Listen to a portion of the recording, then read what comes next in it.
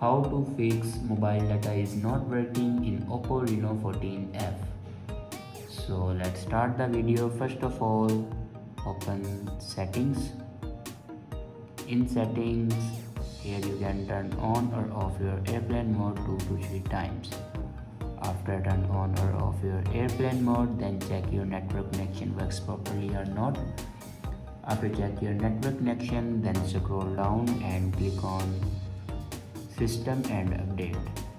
Now click on backup and reset, and then click on reset phone. Now here you can see the option reset network settings. Now click on it, and here enter your password to reset your network settings. After reset your network settings, then go back and click on erase all data, and here enter your password for erase all your data. Erase all data basically means factory data reset. It will remove all the data in your device like photos, videos, documents. Everything will be removed in your device.